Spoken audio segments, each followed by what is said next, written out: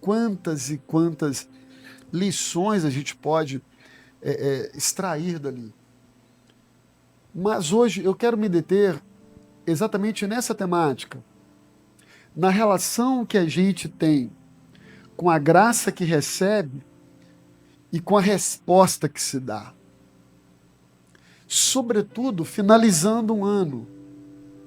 Se existe uma coisa que eu acho que deve mover o nosso coração numa data como essa, é a gratidão. Seja pela porta aberta, seja pela porta fechada, seja pela chuva, pela tempestade, ou seja apenas por um sereno que trouxe refrigério em um momento de dificuldade. A gratidão é muito poderosa e a psicologia, a psicanálise, as teorias do estudo da mente humana já comprovaram o valor que tem clinicamente a gratidão. Pessoas gratas são pessoas muito mais saudáveis emocionalmente, entende, Adel? Do que as que não são. E faz todo sentido. Por que alguém grato, alguém agradecido, e assim, agradecido não só diretamente a Deus, que é o nosso caso aqui, mas tem gente que agradece pela simplicidade do que já tem. Porque a gratidão também tem a ver com contentamento, que foi outra palavra que você pregou aqui também em outro momento. Então você imagina, uma pessoa, Lidiane, que é grata, ela tem tudo para ser mais saudável emocionalmente, espiritualmente e fisicamente do que alguém que não seja. Por quê? Porque alguém que não é grato vai andar sempre insatisfeito, ansioso, temeroso, e isso vai afetar diretamente a saúde dessa pessoa. Mas no nosso caso, o sarrafo, como diz o Sandro também, é muito mais em cima. Porque a gratidão não é uma atitude de contentamento da vida ou do que está posto. Tem a ver com o reconhecimento da soberania de Deus sobre quem você é, sobre o que você vive. De modo que, se nosso coração não experimentar ou não desfrutar da gratidão, por exemplo, ao final de um ano, você não só está trazendo mal para si, mas você está deixando de reconhecer o governo de Deus sobre a sua vida, seja nos direcionamentos daquilo. Só tira um pouquinho o teclado do retorno para mim, só do retorno aqui, abaixar um pouquinho o teclado do retorno. Que está maravilhoso, inclusive quero agradecer aí ao Enzo, ao Samuel, ao Gil. Eles, inclusive, vão formar um trio. Não é o trio Parada Dura, não, mas é o trio Unção Pura. Amém.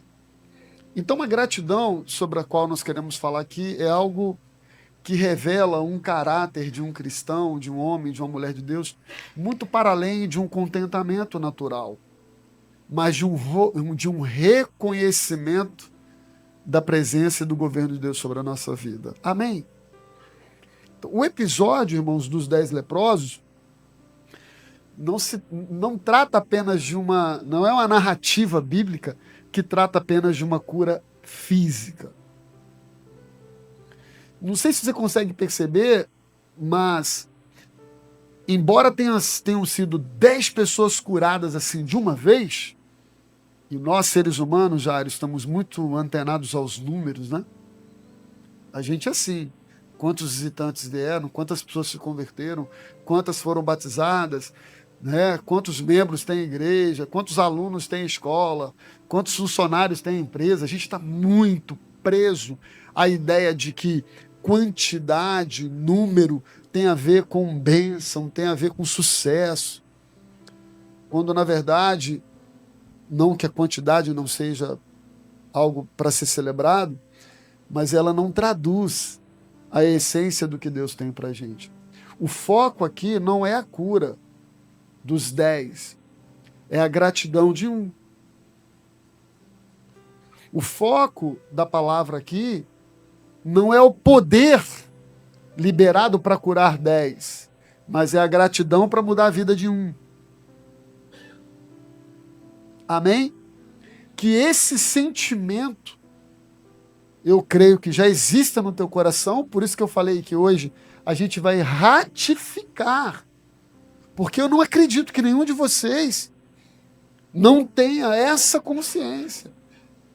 Então, a palavra de hoje não é para trazer algo novo que você não faz, mas é para te encorajar a continuar fazendo o que você está fazendo, a ser quem você é, a agradecer como você já tem agradecido. Quero crer eu que seja assim. Então, é mais do que uma narrativa sobre cura, é uma revelação profunda sobre um coração agradecido. E o detalhe de um samaritano. Isso também não está aqui por acaso.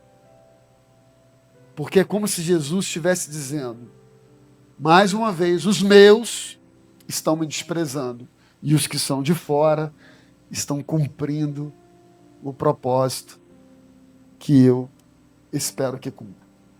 Não é a primeira vez que há um confronto de Jesus em relação ao povo judeu, dos samaritanos, ou dos gentios, ou de quem quer que seja, que eram vistos pelos judeus como gente indigna, que não é o alvo da graça, que não é o alvo do amor de Deus, enfim.